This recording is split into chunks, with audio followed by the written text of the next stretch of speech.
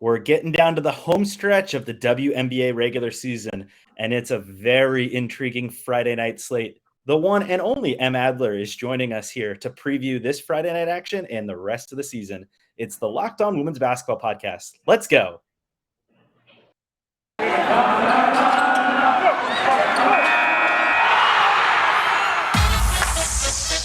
You are Locked On Women's Basketball, your daily podcast on women's basketball. Part of the Locked On Podcast Network, your team every day.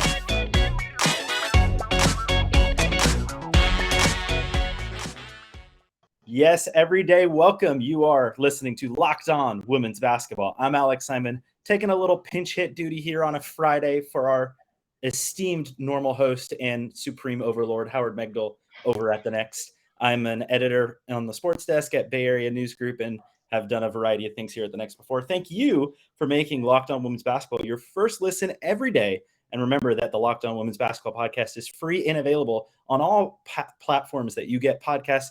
And there's video of this every day on YouTube that we record. We're joined by Em Adler from The Next, who covers the Seattle Storm, has a weekly column, maybe bi-weekly, I don't know, an irregular column, kind of looking at basketball and big thoughts, the daily brief. Em, what don't you do at The Next? Right now, copy edit. Okay. Well, right now. For now, we'll see what happens going forward. But one thing Em does do is keep an eye on basically everything that happens in the entire WNBA. And boy, as we kind of get to the home stretch here, we're going to have a little bit of a break early next week to let the Commissioner's Cup play on Tuesday night in Chicago with the Aces of the Sky. But it makes this weekend, and especially this Friday night, have such a fascinating slate of games. We're starting with two games at 5 o'clock on God's time out here on the West Coast, 8 o'clock Eastern. I see the eye roll there. I should remind you that this is a visual podcast, clearly. So we should let people know how podcasting is a visual medium. Yes. Shout out to our friends at the Shutdown Fullcast who remind us of this all the time. But we start with the Connecticut Sun heading to Minnesota to take on the Lynx at the same time the Dallas Wings are taking on the league-leading Chicago Sky. But the game I really want to talk to you about first as a former Mercury beat writer myself, you as a Storm beat writer, and just for the sake of so many overlapping storylines, the Seattle Storm and the Phoenix Mercury face off for the final time this regular season. And there's so much to get into with this matchup, isn't there? Yeah, it's funny. There's a lot of overlapping storylines. One of them is Sue Bird and Diana Taurasi possibly starting to play their this might be their last this is their last game against each other. This might be each's last game against the other team ever, depending on what Taurasi does at the end of the season. But other than that, none of the other storylines really tend to overlap. You've got I know. You've got two teams heading in extremely opposite directions. Seattle is heading towards the top of the league if they can manage it. They just took what was essentially a one-possession loss to the Chicago Sky just a couple of days ago. Vandersloot-less Chicago Sky, we should make note, which I'll come back to later in this podcast. Yes, but Seattle was missing a big piece themselves when they beat a Courtney Vandersloot full Sky a couple months ago. So I think it's even at this point. Fair. There is, however, one important storyline that probably doesn't matter for the rest of anyone's career, but will very much matter tonight. That would be Tina Charles's return to Phoenix, the team that she left on what the WNBA loves to call contract divorces, what really are just buyouts, but truly left in a way that clearly there was a lot of animosity from all parties. And this will be the first matchup between these two since that breakup happened. And I feel as if that there's going to be a little extra eyeballs, not just on the fact that this is a Sue Diana matchup, but because of this reunion, if you will, with Tina and her now former team. Yeah, we're going to pretend that I didn't completely forget about her existence when I started talking about the overlapping storylines. And you're forgetting about one more that I'll touch on in a second, too. I am, and I look forward to is it Breanne January's return to Phoenix? That's genuinely my only guess. Her final season, by the way, her return to Phoenix, where she played college ball as well as pro ball. So for Breanne January, this is even a bigger homecoming for her than it is for Sue Bird. And I would at least anticipate, hope, expect, and be shocked if the Phoenix Mercury are somehow giving Sue more flowers than they are giving Brianne in any pregame ceremony they do. But that's why there's just so many different things. And I'm sure our fine Phoenix Mercury reporter, Hayden Silly, who will be there Friday night, is going to have it all taken care of and kind of weave everybody into it. But you just look at Brianne January, one of the many wings and guards that the Mercury have shipped off at the exact wrong time and lost production from over the years. Well, and she especially is a player who kind of came into Phoenix for a couple of seasons there, but I wouldn't necessarily say that her best years happened in Phoenix. You could obviously point out that she won a title with Indiana back in 2012. She's kind of bounced around to a few places. I mean, she was in Indiana from 09 to 17 before she came to Phoenix. But Howard describes, I think, her 11th season as Chris Paul-esque. I think that's just not unfair. I think that would be the 12th season because in 2000, once you averaged like 5 assists in. Yes. Oh, yeah. That's what you mean. Even though it was only 10 games. Anyways, she is somebody who matters a lot to the Arizona fan base, both for her college days and for her pro days, playing a couple of seasons in Phoenix. She was on the team that I argue is the greatest WNBA series we've ever had, maybe until this recent one with the 2018 Storm-Mercury series that went 5 games and had all sorts of fun and drama with, which will become a big part of the Sue Diana moment of Friday night. And then you throw this little bit of extra spice with the Tina element. There's just so much, but it matters for basketball too, as you're kind of pointing out. Seattle is a team that kind of needs a win to not maybe fall into the rut of being in that 4-5 matchup. Yeah, in many ways, this is like when you go home, or not when you go home. This is in many ways when, a decade, 2 decades after you graduate high school, you go home for your high school reunion. And if you're Seattle, you're doing well in life. You moved out. You moved to the big city. You've got a wonderful family going on. You meet up with your old friends, some of whom are just sort of like hanging out in the town, reliving their glory days every day for the past 20 years. That's Phoenix. That's where Phoenix is right now. You still like hanging out with them. You have good times. Look, there's many retirees. It's good for one night. Phoenix is a great hotbed for retirees. They've been living there for decades. Many of them appear to be retired despite still being on the basketball court.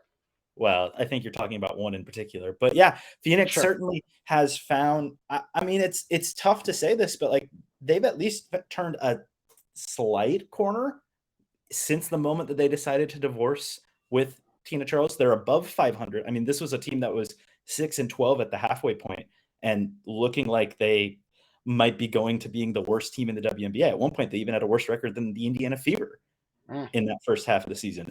Now they've turned the corner. They are 5-4. Now that's not great, but in the WNBA, that'll get you in the playoffs. That could, if you continue to play a little above 500 down the stretch, it could get you into the playoffs in the WNBA. Yeah, and there's good basketball reasons behind why Phoenix turned it around. For instance, for the first time in Brianna Turner's career, they're not playing multiple centers in their starting lineup, which, if you know anything about basketball, you don't want to play multiple centers in your starting lineup. Despite this, that fact hasn't stopped several WNBA teams from doing it every year over the years. There are, you could argue, 4 teams doing it this year, at least. Phoenix is no longer one of them because they started. Brianna noted friends of the Daily Briefing, Peter Kilkelly of 5 Out Basketball and Stephen Trinkwald of the Double Down WNBA podcast have been agitating for Turner to get minutes just at the 5 by herself for years now. And to say it's paid off would be an understatement. You have someone who's an elite lob threat, an elite pick and roll roller, someone who gets the ball between stations very well, and you're surrounding her with players who can kind of shoot or can kind of drive, and all of them can kind of do that.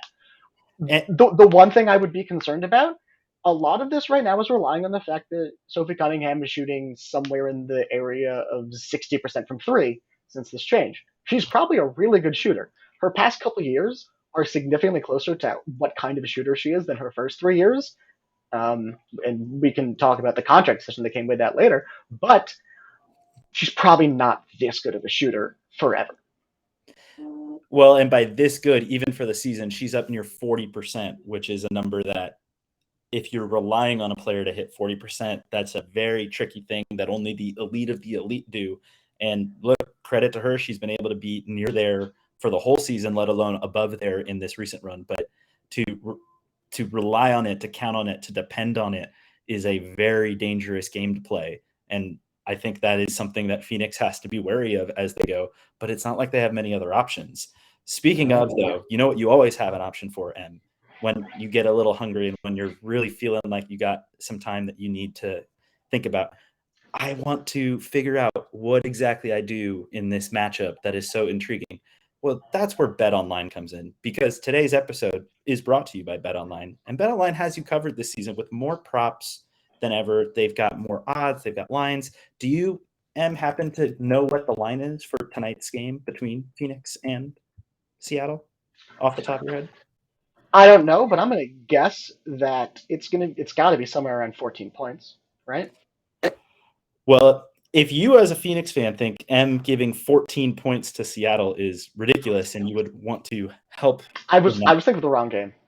No, you're fine. There's games that you could get 14. But look, Bet Online will allow you to see, is this a thing that I'm not comfortable with? Do I believe that the Seattle Storm are going to be making their way through the WNBA and winning a championship this season? If you go to betonline.net, you can place all bets on the WNBA. They've had lines all season. They've got features. Bet Online, where the game starts. And when you think about futures in that regard, you can look and see. It feels to me, as we kind of look, Seattle is at a point where they've been in what you would call kind of the top 5 of teams. But this last game they played against Chicago has me wondering, is Chicago maybe just that much little bit better than the other 4, that we maybe shouldn't consider them a single tier of 5, but maybe Chicago with its depth, with its high quality, with kind of its moldability and adaptability, are they maybe that tiny bit better than Vegas, Seattle, Connecticut, and Washington? Yes. Look, they were the overwhelming favorite in our midseason predictions. They were our overwhelming favorite to win the title. They are the only team to have secured a spot in the playoffs right now. They and the Mystics are standouts among that clear top 5 tier of teams, because neither of them really play anyone on the roster regularly more than 30 minutes. Except one of them is, 4 games ahead of the other one, while also not doing that. Chicago right now, they've got a pretty average schedule lined up. I'm actually wrong. I just checked. They actually have, I think, the second easiest schedule in the WNBA remaining this season. There is no reason we shouldn't expect Wintrust to be hosting every series of the playoffs that this guy are alive for. They can play in really any way they need to. They're one of the most adaptable. They are the most adaptable team in the league. They have the firepower to beat you in any way that they want, and they have the personnel to beat any team, to stop anyone short of, I would say, probably Kelsey Plum. I think that's the only person they don't have a matchup for. And James Kay, our Chicago Sky beat reporter at the Next, has written, actually, literally the headline says, the Chicago Sky have found ways to win in multitudes of ways.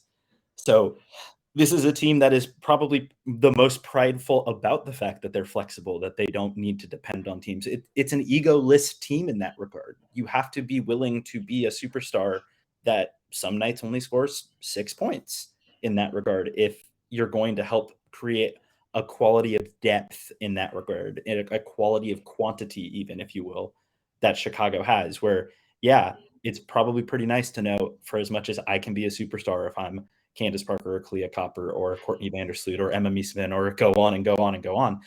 If I can have an off night, only score 6 points, and we still win anyway, that's got to be a pretty good feeling as a player on a team that deep. And even if you can argue maybe they take their foot off the gas for a game or two in this stretch, they do have a back-to-back coming up this weekend after they play against Dallas tonight on Friday. They then immediately fly and play the Liberty in New York on Saturday. You can head to their schedule. Yeah, they have some games where maybe you look and you say, hey, if they decide to rest people to get them ready for the playoff run, you could see it. They play games they have 3 games a week for the last 2 weeks of the season. So maybe you take 1 game of those weeks off, but there's a 2-game gap. Everybody else still plays each other once or twice, at least, if not more, from that 1 through 5 group. It seems pretty hard to me to picture Chicago losing 3 or 4 times, even if they lose 4 times and finish at 10 losses, everybody else then has to only lose once or twice. And that's hard to fathom, frankly. Yeah, and I mean, when you look at the standings, usually in the WNBA, because of the playoff structure, seeding doesn't matter really at all, other than what bye are you getting. But it does this year. And this was an underrated part of the change going from when seeding mattered literally at every single point of the standings to what would otherwise be in a 1 through 8 where it doesn't really matter, just get into the playoffs and figure it out. Well, that's the opposite of what I'm saying. In Really? terms of the in terms of the bye, every other seed mattered. It mattered if you were you're saying a single power multiple of 2 line in particular. Yes, the 1 versus 2 line didn't matter that much. 2. It was the 3 versus 4 didn't matter that much. And on and on. And that was a sort of underrated thing about what we have this year is now you get into the sort of machinations that come with trying to figure out exactly how you want to set up your bracket. Because this is the thing that's been around in the men's NBA long enough that a few years ago you had literally Denver losing games on purpose to make sure that they were able to avoid a team that was, you could say, underseeded and not have to play them. But when you look at this bracket, you look and you think, if there's a top tier of 5 teams, and they're all, and if, to varying degrees, they're bunched together, and then there's a massive drop off to 6, and they're pretty bunched together similar after that. It doesn't really matter where you end up, just so long as you're in the top 3. I was going to say that if you are the 3 to 4 line, where if you're in that 4-5 matchup and you're having to take on one of those top tier teams in the first round, let alone potentially again in the second as the semis, then in the finals, that's a really tough gauntlet that makes it really hard. And if you're the 1 seed, that does have that little extra benefit of these 2 teams will maybe have to play a 3-game series. It'll be a heavyweight fight between those teams. We can catch them and maybe try to immediately jump out to a 2-0 lead and just have to go finish it off on the road. So for that point, that 3-4 line, and right now, as we sit here, we're recording this Thursday afternoon. I think even if we take the assumption that the Aces will beat the Fever in a game that happens after we record this Thursday night, but I think that's a safe assumption. The Aces are a game and a half behind Chicago, but they're a game and a half up on Connecticut and Seattle, who are tied at the 3-4 line, and Washington is 1 more game behind them at the 5 seed. So from 3 to 4 to 5, there's only a game separating Connecticut, Seattle, and Washington total between those teams. So you look at that seed line, and there's plenty of changes that can still happen. The schedules are kind of lined up where they're all going to get tested. And I mean, there's still matchups between each team. Connecticut still plays Seattle once. I believe Washington still has 2 home games against Seattle. So you can back to back. Correct. And the Aces still have to go play at the Mystics, at Seattle. They host the Sky, they host the Storm. All these teams are going to play each other at least 1, if not 2 games against the other top teams, where it'll, 1, be a litmus test, but it can help really change how that top seed looks, where, if you're stuck in the 4-5, it's really tough to picture you winning a championship out of the 4-5 matchup just by having to play 1 extra high quality opponent. Mm-hmm. And I could be wrong, but looking at this, the combination of different series, in terms of season series between these teams to decide tiebreakers, it comes down to, I think it's like 5 factorial. It's been a little while since I've majored in math. But this is going to be all you. I'm not going to help here. No, what I'm going to ask was, do you know off the top, it could be off the top of your head, or it could take 10 seconds just to look at the standings. Do you recall how many of these season series have already been decided? I think very few. I think Chicago hasn't even finished up against Seattle yet because they still face each other one more time. So they've already finished. They play again, but Chicago already has the season series win. They're 2-0. Oh no, you're right. I'm dumb. That's split. No, that one's split. Chicago though has the series against the Sun. Okay. They have the one against Sun. I believe they still have to play the Aces. I believe they still have to play the Mystics. Mystics and they have to play the Aces in a game that doesn't matter at all for the WNBA standings, but the commissioner still has the money on the line too. So hey, we can throw that one in there too. But the Mystic Storm season series still has to be decided. The Sun had the series over the Storm though. The Aces Storm series still needs to be decided. There's a lot of tiebreakers here that haven't remotely been decided yet, and will come down to the last 2 weeks of the season. I believe maybe the Sun have it over the Mystics already, but I'm not 100% sure on that. You can check that for me if you have it anywhere handy, but I don't at the moment. But yeah, the point being, within all of these teams, if you're an Entropy fan, there is an absolutely lovely chaos scenario where like the seeds 2 through 5 all end up at like the same record of like 24-12, and that can just create a delightful tie-breaking mess toward the end of the season there. Yes. But that's kind of the joy of it. I think Vegas might be able, because of the fact that they still have 3 games against the Fever, and actually they play those 3 games here in the next 10 days. If you're Vegas and you take care of the business that you should against the worst team in the WNBA, that should allow you to maybe create that little separation and make the 2 line pretty clear. But definitely it feels like 3, 4, 5 could come down to the final day of the season. But the problem with the Aces is looking beyond those 3 games, they have the hardest schedule remaining of any of these teams. And they also have maybe looked the worst out of those 5 teams at the top recently in terms of how porous the defense has been. And they really, they only beat the Sun because it was the first day that Jonquel Jones was not available on her health and safety protocol break. But they were allowing 100 points to the Liberty a couple of times in a row, 100 points to the Lynx, 92 to the Stream earlier this week in their loss. You can kind of see a lot. The defensive rotations just have not been there, and you see teams getting open threes. You see teams getting easy past the bucket. Look, Asia's got a lot of highlight blocks, and I'm here for it. But the reason she has a lot of highlight blocks is because they're letting a lot of people run right to the cup. And so we're going to look ahead here to the rest of that schedule. Obviously, we understand Indiana's kind of well out of the playoff range. In theory, there is a way, I believe, for them to somehow still be able to sneak their way into the playoffs, but I think it would be considered unlikely at best right now. They would have, the most, if they won all 8 games they had left, that would be 13-23, which at least gives them a chance still, but they are close to being officially eliminated from the playoff bracket.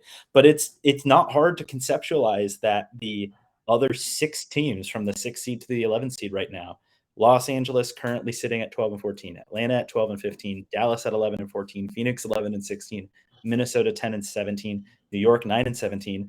For as much as New York has the worst record of them, they also have the schedule that gives them the best shot to really make some noise down the stretch. By far. I believe New York plays Chicago twice, first this Saturday, then the following Friday, and then their last 8 games of the season are all against other teams that they are directly competing with for those last 3 playoff spots. Mm-hmm. Mercury 2 against the Sparks, Mercury again 2 against the Wings, 2 against the Dream. If you get hot at the right time, if you're New York, not only are you winning games that you need to win, but then you're handing losses to teams that you need to lose.